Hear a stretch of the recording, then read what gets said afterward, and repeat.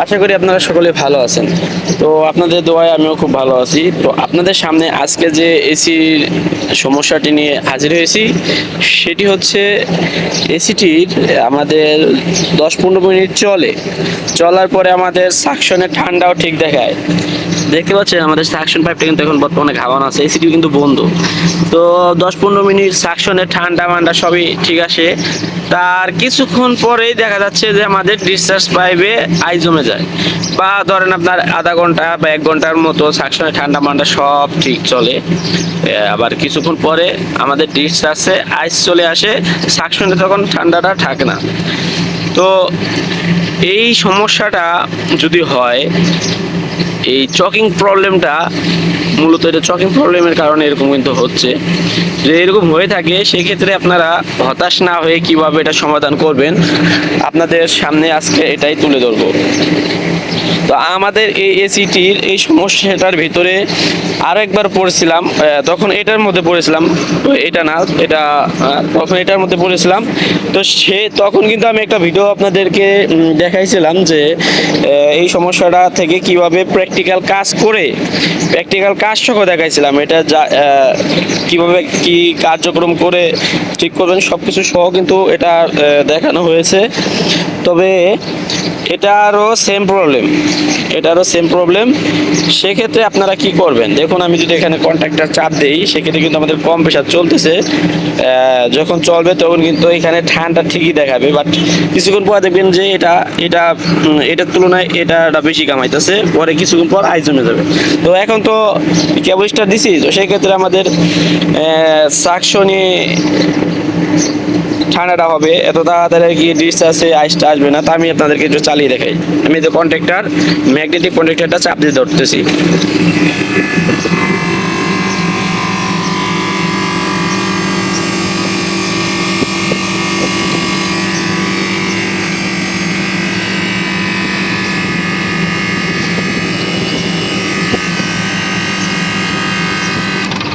তো সামান্য দরকার, যেহেতু এটা ইনডোর বন্ধ সেক্ষেত্রে এটা এখন এইভাবে চালানোটা ঠিক হবে না। তো বিষয়টা হচ্ছে এটা আপনারা কিভাবে সমাধান করবেন এটাই হচ্ছে বড় বিষয়। তো এরকম যদি চকিং সমস্যা হয়, অনেকে আছেন যে নাইট্রোজেন গ্যাস দিয়ে ইনডোর ওয়াশ করে, আউটডোর ওয়াশ করে, তারপরেও কিন্তু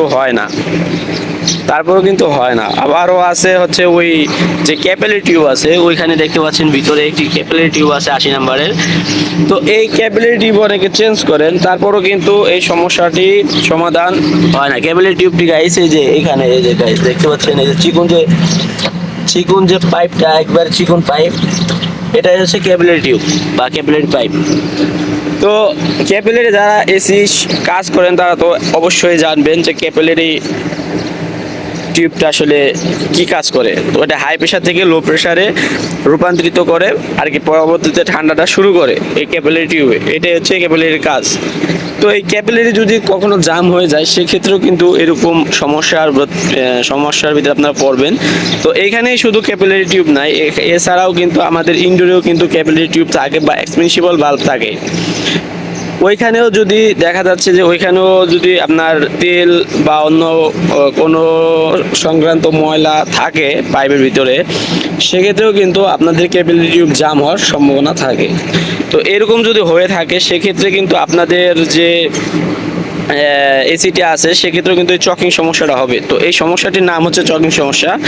আপনাদের কিছুক্ষণ চলবে, চলার পর দেখা যাচ্ছে যে কম্প্রেসার অফ হয়ে যাবে, বা আপনাদের ঠান্ডা ছেড়ে দিবে কিন্তু কম্প্রেসার চলতে থাকবে, অথবা আপনার 2 মিনিট পর কম্প্রেসার বন্ধ হয়ে যাওয়ার সম্ভাবনা থাকে এই সমস্যাতে। তো আমাদের এটার একবার আর কি কম্প্রেসার বন্ধ হয়েছিল, আর আমাদের এটা তো বিলিস্টনের কম্প্রেসার, এটা সহজ আর কি অফ হবে না। এটা প্রচুর শক্তি কম্প্রেসারের। আগে যে রোটারি টাইপ কম্প্রেসার ছিল সেগুলো সবগুলো চেঞ্জ করে দেওয়া হয়েছে। আর এটি হচ্ছে ব্লিস্টনের কম্প্রেসার, এটা আপনার যদি অটো না হয় সারাদিন চলবে, কোনো সমস্যা নেই। তো যার কারণে এই কম্প্রেসারগুলো আমাদের লাগানো। তো এইগুলো এক একটা এসির বয়স প্রায় 10-12 বছর প্লাস হয়ে গেছে, বেশি হয়ে গেছে, তারপরও এই কম্প্রেসারটা দিয়ে সার্ভিস কিন্তু দিচ্ছে। তো এরকম সমস্যার মধ্যে আপনারা অবশ্যই ক্যাপিলারি ওয়াশ করবেন বা আপনি নাইট্রোজেন করবেন, ইনডোর নাইট্রোজেন করবেন। তো আমি যতটুক আমার কাজের এক্সপিরিয়েন্স বা অভিজ্ঞতা অনুযায়ী আমি যতটুক এটাতে সমাধান করেছিলাম, যে এখানে যে আমাদের যে টায়ার ফিল্টার থাকে, এই যে টায়ার ফিল্টার দেখতে পাচ্ছেন, তো এই ডায়ার ফিল্টারটা যখন এই পাইপে যদি আমাদের লাইনে ময়লাও থাকে, এই ময়লা কিন্তু ঘুরে, সকল পাইপ ঘুরে কিন্তু ডায়ার ফিল্টারে আসবে। ডায়ার ফিল্টারে আসার পরেই কিন্তু আমাদের সাকশন হয়ে এই যে কম্প্রেসারে যাবে। দেখতে পাচ্ছেন যে কম্প্রেসার লাইনটি, তো দেখুন এখান থেকে লাইনটা কিন্তু এই যে ঘুরছে, এই যে এদিক দিয়ে ঘুরছে, এদিক দিয়ে ঘুরে এই যে আমাদের টায়ার ফিল্টার। এই টায়ার ফিল্টার যখন ব্লক হয়ে যাবে, টায়ার ফিল্টারে কোনো যদি ময়লা চলে আসে, তখন কিন্তু আপনাদের এই সমস্যাটা সবচেয়ে বেশি হবে। এই যে ঠান্ডাটা হঠাৎ করে ছেড়ে দিবে, মানে ঠান্ডা হচ্ছে ভালো হয়েছে, আপনি ফিটিং মিটিং করে দিয়ে আসছেন, চলার কথা, কিন্তু হঠাৎ করে আপনার কাস্টমার ফোন দিবে যে আপনার ভাই এসিটি ঠান্ডা হচ্ছে না, কি ঠিক করে দিয়ে গেলেন। এরকম যদি সমস্যার মধ্যে পড়েন, সেক্ষেত্রে আপনারা অবশ্যই বুঝে নেবেন যে হয়তোবা আপনার এখানকার যে নাটগুলো আছে, এই নাটগুলো লাগাইতে হয়তোবা আপনার থ্রেড টেপ যে থাকে, থ্রেড টেপ নাটের আপনার পাইপের ভিতরে চলে গেছে বা লাইনে চলে গেছে, না হলে কোনো না কোনো ময়লা চলে গেছে, যার কারণেই কিন্তু আমাদের ওই ডায়ার ফিল্টারটি বা ক্যাপিলারি টিউব এগুলো কিন্তু আমাদের চেক করতে হবে। আর সবচেয়ে ভালো হয় নাইট্রোজেন গ্যাস যদি আপনারা একটু ওয়াশ করেন, ওয়াশ করার পরে যদি ডায়ার ফিল্টারটা চেঞ্জ করে দেন, এটা হলো আরও সবচেয়ে ভালো হয়। তো এইগুলো হয়তো বা আমার কাছে আপনার যারা আমাদের সিনিয়র ভাই আছেন তাদের কাছে এগুলো ন্যূনতম কাজ বলে মনে হতে পারে, কিন্তু যারা অবশ্যই নতুন আছেন তাদের কাছে কিন্তু এটা খুবই একটা জটিল কাজ। তো কোনো কাজকে ছোট বলে দেখবেন না। বিষয়টা কি হচ্ছে, আপনাদের এই বিষয় সংক্রান্ত যদি কোনো মন্তব্য থাকে অবশ্যই কমেন্ট বক্সে আমাকে বলবেন, আমাদের ভুল ত্রুটি ধরে দিবেন। তো আপনাদের কাছ থেকে আমরা শিখবো, আমাদের কাছ থেকে আপনারা শিখবেন। এইভাবেই কিন্তু সবাই একে অপরে মিলেমিশে কাজ করলে কিন্তু আরও বহুত দূর এগিয়ে যাওয়া যায়। তো এই ছিল আজকে এই ভিডিওটি গাইজ। ভিডিওটি যদি ভালো লেগে থাকে অবশ্যই চ্যানেলটি সাবস্ক্রাইব করে রাখবেন এবং পাশে থাকা বেল আইকনটি বাজিয়ে রাখবেন।